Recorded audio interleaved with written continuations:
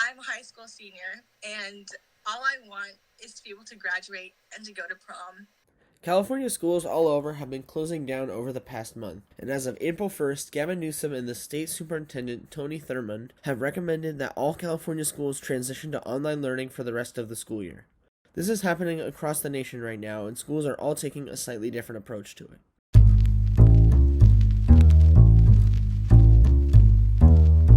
I'm mostly going to focus on Albany High School in Albany, California, because that's where I go. But most schools I've researched have had lots of similarities to what I put in this episode. Albany High switched to online school 3 weeks ago on March 18th, meaning we only had 4 days to switch to online school, as our last day of physical school was Friday, March 13th. The start of school felt a little rushed for people, and both teachers and students felt it. Do you think it's sustainable for the rest of the school year, or for how long this might be going on? A week ago, if you had asked me that, I would have said absolutely not, because the workload was just insane for me. I think now it's kind of leveling out. A lot of teachers are realizing that exactly this, how the situation is playing out for the students, and they're kind of readjusting their curriculum. The first week or two, it was just breezy. You get 5 problems or something like that in math, and you're all's well. I don't know why, but recently, aka this week, I don't know if spring break's next week or that's why, but just turn it up to 11, so I have no idea. It seems like the teachers are the ones making the decisions. It's not a centralized, administrative push for classroom. So. Yeah, a lot of teachers are doing different things. We hit the ground running right after the closures, and so a lot of high schools, or just schools in general, took a few weeks off to kind of figure out what the plan was going to be. Also, I think some of them were optimistically hoping that school would be back in session, in-person classes would be back. Things are changing pretty rapidly. Because we started doing it right away, we didn't really have a plan. We just knew that we wanted to start teaching at the beginning. And so I think that I've been figuring out as I go. So there's not one easy answer to how am I teaching online, because so far for these first 3 weeks, I've been trying lots of different stuff, right? Albany High more recently created an abbreviated schedule for students and teachers to hold classes, but this class time isn't always the most efficient. Although students feel like class can be a waste of time, some teachers do see a strong value in video calls. But to have the whole class together for the first time was actually really meaningful. Even if it was virtual or whatever, it was really special, actually. And everybody was looking around, and it had the vibe sort of class. I mean, it was not all there, but you could sort of sense the energy of the group. And that was really uplifting, actually, to kind of do that, even if it was only just for one time. While not all students feel the new class discussions are very necessary, students seem to agree that the new schedule has a much better balance of schoolwork. It's been pretty balanced, honestly, except for the first week. I don't know, it's probably the same, but at least for me, it feels like more because, I used to do mine in class. And now it's all at home. So, seems like most of the day is homework of some kind. Yeah, it feels like maybe the same or a little bit more, but I think that's because we're not in school and you don't have, teachers to help you out or teach you stuff that you wouldn't have learned online. Berkeley High School actually canceled a few days before Albany, but only went back to school this Monday. I don't really think we're gonna get all the learning we're gonna be able to, because it's kind of impossible to even catch up on the work that we missed in the 3 weeks, especially because a lot of people take AP classes and they're not gonna really be prepared for the tests. I think they did it because we're a lot bigger of a school, and so it's a bigger process for them to get the online school started, you know what I mean? And also, I think especially it has to do with, just not as many people have, the resources. On the whole, Talia did appreciate the time off. But I think it was kind of a good thing, because I think people definitely needed a break. For myself, it was just, really nice to have that break when, my sister was, pretty stressed out with, all the work she had. The major problem with Berkeley seemed to be their class scheduling. The problem is that they're assigning, when they're doing Zoom calls, but a lot of them overlap. So there's not, a set schedule every single day, but it's, they have their set hours, 2 times a week. I see. So it's not the same as, normal class time at all? No, not at all. The teachers don't really, talk with each other about when their classes are, so a lot of them overlap, and I have to, leave a Zoom call to go to another teacher's. Another issue people have been dealing with is internet access.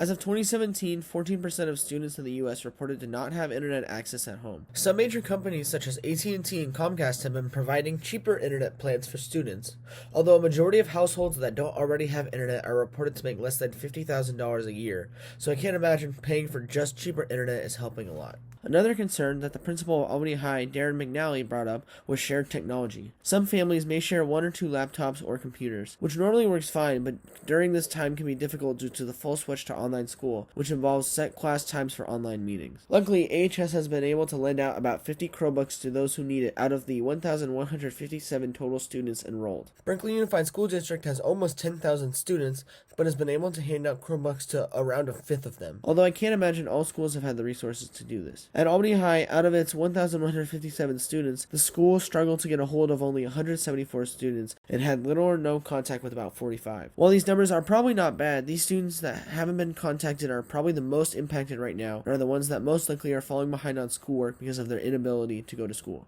Another thing that has seemed to become a problem are video calls themselves.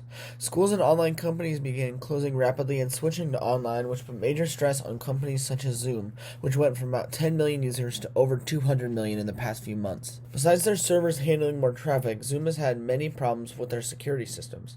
Many hackers have begun Zoom bombing, in which people can hack into password-protected Zoom meetings and join. On Berkeley High's second day of online school, a man began exposing himself and shouting obscenities. Berkeley Unified School District has stopped online video calls until further notice. Schools have been having much debate about grading for this time. Students across California are pushing for schools to adopt flexible grading policies that account for the disruption to their school year. Some colleges have responded by giving students the option to take courses on a pass-fail basis. Most people in Albany worry that pass-fail would just cause students to phone in the rest of the year. Because I know for some of my classes too, it's quite appealing to have the idea of not like just having it pass-fail so you don't have to put in a ton of work, but it's still school. I know, if I'm being honest with myself, that if we switch to pass-fail, a lot of really bright, capable students, people that I really like and admire, they'll stop coming to class. The other thing is, switching to pass-fail, I think would be really terrible for teacher motivation. This has been really hard for everyone. And, if we switch to pass-fail, and I know that the majority of my students aren't going to come to class, turn in anything, then why am I going to do all this extra effort to plan these potentially mediocre lessons, right? For maybe 1 or 2 people that would come and might turn it in. And are those 1 or 2 people just the kids that have an F and need to get to a D minus, which is a really low bar and not really why I got into teaching, right? Castle does say he still feels the responsibility to be a teacher first. If we switch to pass-fail, I'll still put effort into creating lessons and delivering them, but it won't bring me a personal and professional sense of gratification that I get, especially from teaching in person, but even that I get from doing it right now. Albany and Berkeley High have not yet officially announced their plans for grading this semester, but Berkeley will likely be doing pass-no-pass grading without an optional letter grade choice. I also asked people about an optional letter grading system in which students could opt for the letter grade or if they could opt for a pass-fail depending on what they wanted. People seem to agree that this system wasn't perfect, but does seem to be the most viable option right now. Some people, especially for juniors maybe or sophomores, they don't want the pass-fail system because it would affect their GPA, especially if they're taking more honors and AP courses. Like right now I'm taking some honors and AP courses and I've already put in the work. So I'm pretty much at the end of the school year, and it would kind of suck at this point for it to move into a pass-fail and not really show a reflection on my report card or my GPA. Some people are worried that creating an optional pass-fail system would cause students to not look as good as others if they opted for pass-fail, but my interviews did not seem to reflect that sentiment. I think optional is the way to go. I don't blame people for going pass-fail. I just think that optional pass-fail is a best of both worlds. Why would you do it? I think it's a balance of I really want to respect the hard work that students put into get a grade, right? But this is a different time. And I think we need to be super mindful about what resources are available to students and families. The College Board has also stated the AP test this year will be taken online, will only be 45 minutes, and will be focused only on material that was in theory covered while students were still in school. Do you have any opinions about that? I think it's really unfair. I think they should have just been canceled because, like, I know you guys don't have this at Albany, but at our school there's, like, IB, which is, like, a whole different set of tests, and all of those tests got canceled. And so people are, like, saying how unfair it is that AP test didn't get canceled. And I kind of agree because, like, no one's, like, actually prepared for them at all, and, like, all of the tests are, like, way shorter than people prepared for, and, like, I don't think it's fair that, like, our score can be calculated off 2 questions, you know what I mean?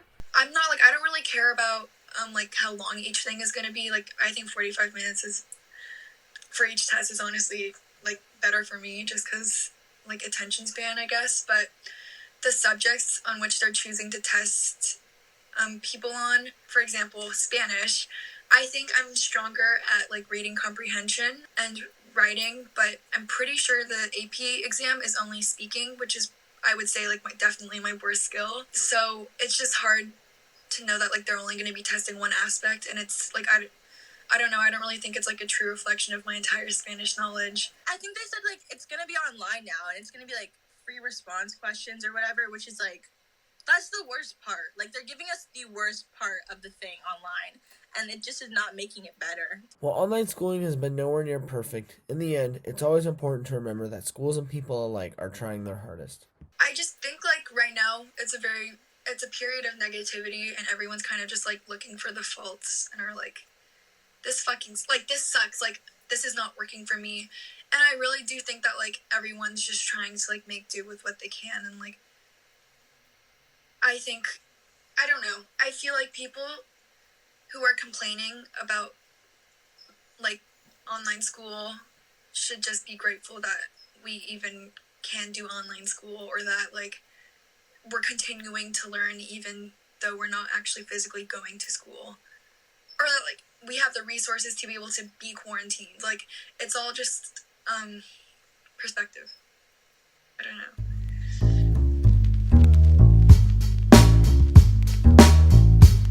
Hey everybody, thanks so much for watching this episode. A huge shout out to SeatGeek for not sponsoring this one. I just want to update you, as of today, I believe California has breached around 20,000 cases and over 500 deaths. But on the good news of sorts, Gavin Newsom recently announced that the shelter in place has been working. So the growth rate of the virus has actually been relatively in control, as you can see down below. So then that means that the flattening the curve is actually happening. So as long as we take the time and keep doing it, it's actually going to work as planned. I believe the new peak is supposed to be around May, but then after that, as long as we don't all go back immediately and things don't spike again, if we write it out a little bit after that, it should be fine. Sources are on by as per usual, or you can go down the link in the description. A huge shout out to the interviewees. Again, thank you so much. It was super helpful and super interesting. And that's it. Until next time.